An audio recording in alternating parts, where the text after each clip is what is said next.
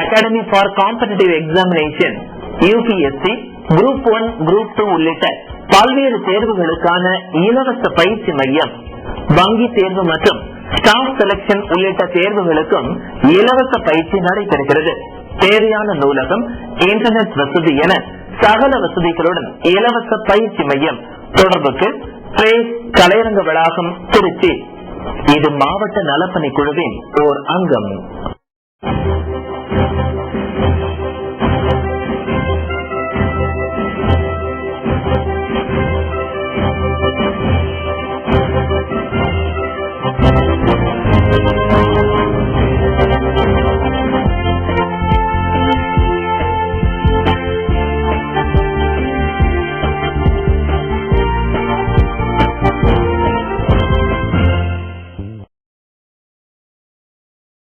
வணக்கம்.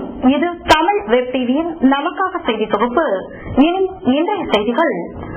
சட்டம் முறைகேடு தொடர்பாக கைது செய்யப்பட்டவர்களை மேலும் 4 நாட்கள் சிபிஐ காவலில் வைத்து விசாரிக்க நீதிமன்றம் உத்தரவிட்டுள்ளது.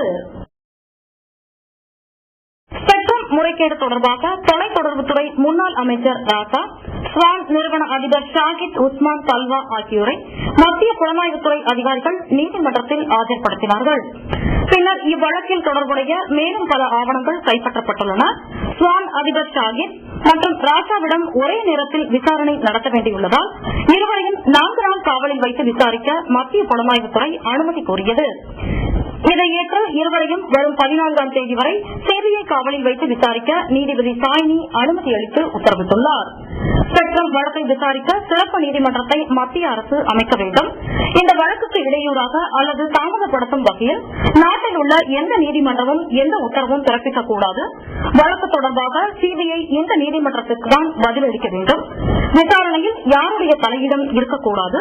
இவ்வழக்கில் தொடர்புடையவர்கள் யாராக இருந்தாலும் அவர்களை விசாரணை செய்ய வேண்டும். சிபிஐ தனது விசாரணையை சுருக்கிக் கொள்ளக்கூடாது என நீதிபதிகள் உத்தரவிட்டுள்ளனர். மத்திய அமைச்சர் நாராயணசாமிக்கு எதிராக தீக்குளிக்க முயன்ற சிதம்பரம் ஆதரவாளர்கள் 200 பேரை காவல்துறையினர் கைது செய்துள்ளனர். காரைக்காலில் மத்திய அமைச்சர் ப. சிதம்பரத்தின் ஆதரவாளர்களுக்கும் மத்திய அமைச்சர் நாராயணசாமி மற்றும் மாநில காங்கிரஸ் கட்சி தலைவர் சுப்பிரமணியன் ஆதரவாளர்களுக்கும் இடையே மோதல் போக்கு இருந்து வந்தது. சமீபத்தில் மத்திய உள்துறை அமைச்சர் ப. சிதம்பரம் காரைக்காலுக்கு வந்தபோது அவரது ஆதரவாளர்களை எந்த நிகழ்ச்சிகளுக்கும் அழைக்காமல் மாவட்ட காங்கிரஸ் கட்சி புறக்கணித்தது. இதனைத் தொடர்ந்து ப. சிதம்பரத்தை விமர்சித்ததாகவும் கூறி மாநில காங்கிரஸ் நிர்வாகிகள் மீது நடவடிக்கை எடுக்க கட்சி மேலிடத்தை வற்புறுத்தி ப. சிதம்பரத்தின் ஆதரவாளர்கள் தீக்குளிக்கப் போவதாக அறிவித்தனர். இன்று புதிய பேருந்து நிலையத்தில் கூடி ஊர்வலமாக புறப்பட்டு சென்று தீக்குளிக்க முயன்ற ப. சிதம்பரத்தின் ஆதரவாளர்கள் 200க்கும் மேற்பட்டோரை காவல்துறையினர் கைது செய்தனர். இதில் 100 பெண்கள், 50 மாணவர்களும் அடங்குவர். வெளிநாட்டு வங்கிகளில் கருப்பு பணம் போட்டுள்ளவர்களின் பெயர்கள் பகிரங்கமாக வெளியிடப்படும் என உச்சநீதிமன்றத்தில் மத்திய அரசு உறுதியளித்துள்ளது. ஸ்விஸ் வங்கி உட்பட பல்வேறு வெளிநாட்டு வங்கிகளில் இந்தியர்கள் போட்டுள்ள கருப்பு பணம் சுமார் 70 லட்சம் கோடி இருக்கும். இதை மீட்டு வந்து மக்கள் நலத்திட்டங்களுக்கு பயன்படுத்த வேண்டும் என்ற கோரிக்கையை வலியுறுத்தி பிரபல வழக்கறிஞர் ராம் ஜெத்லானி மற்றும் முன்னாள் டிஜிபி கில் உள்ளிட்டோர் உச்சநீதிமன்றத்தில் பொது நலன் கருதி மனு தாக்கல் செய்துள்ளனர். இந்த வழக்கு நீதிபதிகள் சுதர்சன் ரெட்டி, நிஜார் ஆகியோர் முன்பு விசாரணைக்கு வந்தது. அப்பொழுது மத்திய அரசு தரப்பில் சொலிசிட்டர் ஜெனரல் கோபால் சுப்பிரமணியன் ஆஜரானார். வெளிநாட்டு வங்கிகளில் கருப்பு பணம் போட்டுள்ளவர்களுக்கு நோட்டீஸ் அனுப்பப்பட்டுள்ளது. அவர்கள் மீது வழக்கு பதிவு செய்தவுடன் பெயர் விவரங்கள் பகிரங்கமாக வெளியிடப்படும் என சொலிசிட்டர் ஜெனரல் கோபால் சுப்பிரமணியன் தெரிவித்துள்ளார். மேலும் அரசு குறிப்பிடத்தக்க அளவுக்கு நடவடிக்கை எடுத்துள்ள விவரங்களை சீலிட்ட தவறில் நீதிமன்றத்தில் தாக்கல் செய்துள்ளோம் என தெரிவித்துள்ளனர். ஆன்லைன் வர்த்தகத்தை தடை செய்து விலைவாசி உயர்வை குறைக்கும் கட்சிக்குத்தான் வரும் சட்டப்பேரவை தேர்தலில் ஆதரவளிக்கப் போவதாக வணிகர் சங்கங்களின் பேரவைத் தலைவர் வெள்ளையன் தெரிவித்தார். வணிகர் சங்கங்களின் பேரவை மாநில நிர்வாகிகள் கூட்டம் திருச்சியில் நடைபெற்றது. இக்கூட்டத்திற்கு பின் செய்தியாளர்களிடம் பேசிய வெள்ளையன், பதுக்கல் மற்றும் செயற்கை தட்டுப்பாடு ஏற்படுத்தப்பட்டு அனைத்து பொருட்களின் விலை உயர்வுக்கு பெரிதும் காரணமான ஆன்லைன் வர்த்தக சூதாட்டத்தை முழுமையாக கைவிட வேண்டும். விலையேற்றத்திற்கு மற்றொரு காரணமான தவறான ஏற்றுமதி இறக்குமதிகளை கைவிட வேண்டும். சமையல் எண்ணெய் முதலான அனைத்து உணவுப் பொருட்களையும் இறக்குமதி செய்வதை தவிர்த்து உள்நாட்டு உற்பத்தியில் தன்னிறைவு அடைய வகை செய்ய வேண்டும். தவறான ஏற்றுமதி இறக்குமதி கைவிடப்பட வேண்டும் ஆகிய கோரிக்கைகளை ஏற்றுக்கொள்ளும் அரசியல் கட்சிக்கு ஆதரவு அளித்து பாராட்டுவோம் என அவர் கூறினார். தில்லை நகரில் கடையின் பூட்டை உடைத்து 2 லட்சம் ரூபாய் மதிப்பிலான கம்ப்யூட்டர்களை திருடிச் சென்ற ஆசாமிகளை காவல்துறையினர் தேடி வருகின்றனர். திருச்சி தில்லை நகர் பகுதியில் உள்ள வணிக வளாகத்தில் கம்ப்யூட்டர் மற்றும் அதன் உதிரி பாகங்கள் விற்கும் கடை நடத்தி வருபவர் கைலாசம். இவர் வழக்கம்போல் இரவு பூட்டப்பட்ட கடையை இன்று காலை திறக்க வந்தார். கடையின் பூட்டு உடைக்கப்பட்டு உள்ளே இருந்த 9 கம்ப்யூட்டர்கள் திருடப்பட்டிருப்பது கண்டு கைலாசம் அதிர்ச்சியடைந்தார். உடனே இதுகுறித்து தில்லை நகர் காவல் நிலையத்தில் புகார் கொடுத்தார். புகாரின் மீது வழக்கு பதிவு செய்த தில்லை நகர் போலீசார் துணிகர திருட்டில் ஈடுபட்ட மர்ம ஆசாமிகளை தேடி வருகின்றனர். விளம்பரத்திற்கு பிறகு செய்திகள் தொடரும். தமிழ்நாடு திறந்தநிலை பல்கலைக்கழகம் உங்கள் கல்வி தகுதியை வளர்த்துக் கொள்ள அரிய வாய்ப்பு. MBA, MA History, MA Public Administration, MA Sociology, MA Political Science, MA Economics, BA English, BA History, BA Economics, BA Business Economics, BA Tourism and Travel Studies, BA Public Administration, BA Political Science, BA Sociology, BA Social Work உள்ளிட்ட படிப்புகளுக்கு admission நடைபெறுகிறது. தொடர்புக்கு Sevai institute of continuing education, Kalaiarangam campus, cantonment 51.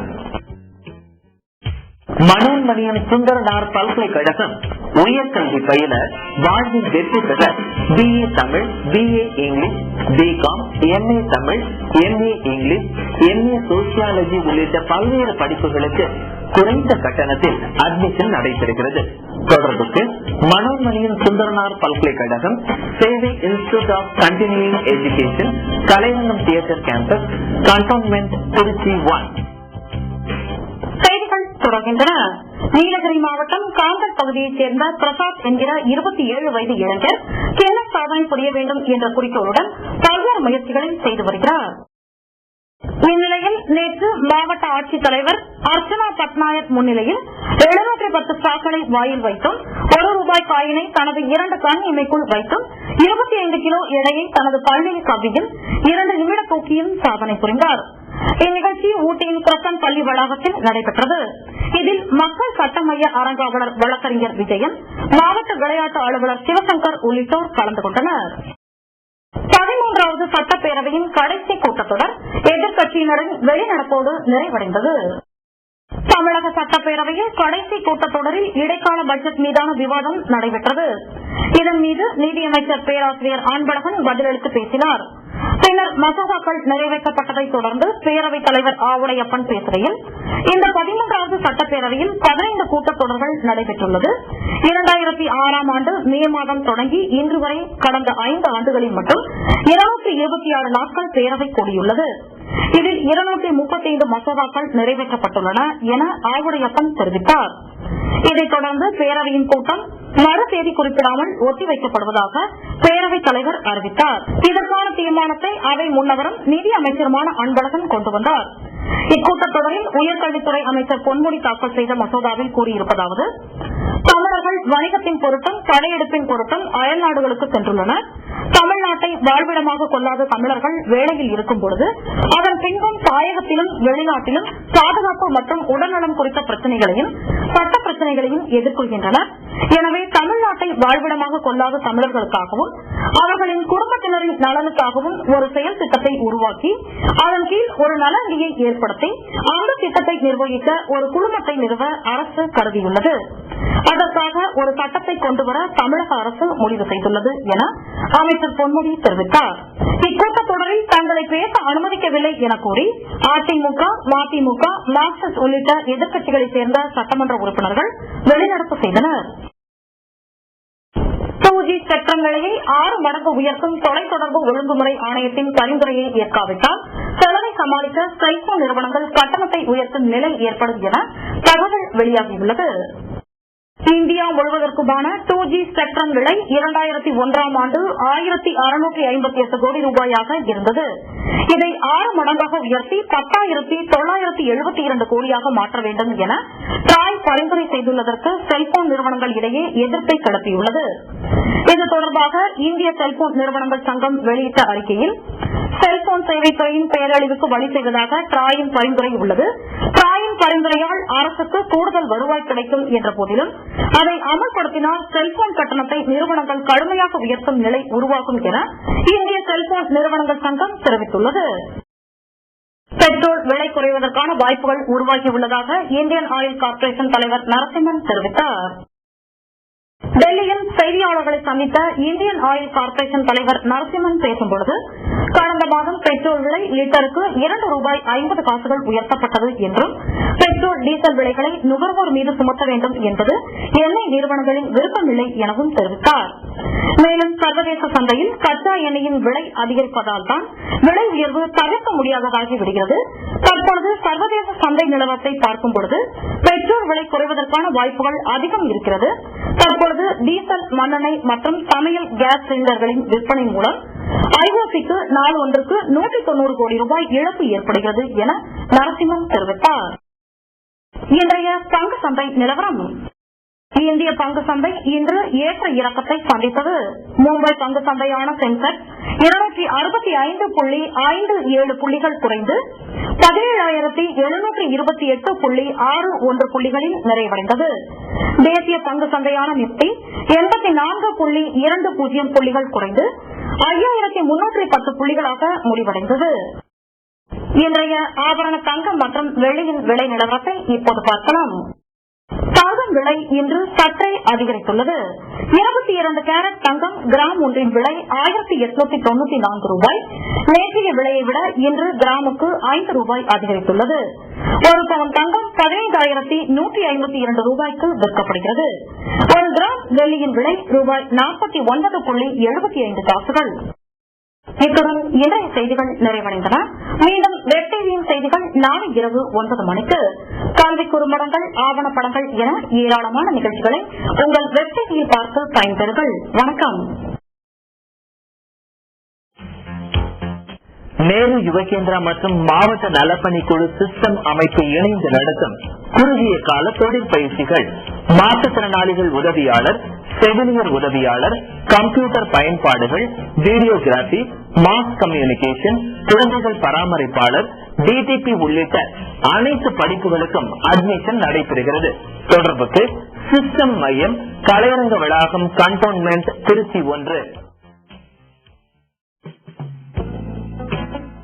Tamil Nadu திறந்தநிலை பல்கலைக்கழகம் உங்கள் கல்வி தகுதியை வளர்த்துக் கொள்ள அரிய வாய்ப்பு. MBA, MA History, MA Public Administration, MA Sociology, MA Political Science, MA Economics, BA English, BA History, BA Economics, BA Business Economics, BA Tourism and Travel Studies, BA Public Administration, BA Political Science, BA Sociology, BA Social Work உள்ளிட்ட படிப்புகளுக்கு admission நடைபெறுகிறது. தொடர்புக்கு Sevai institute of continuing education, Kalaiarangam campus, cantonment, Trichy 1.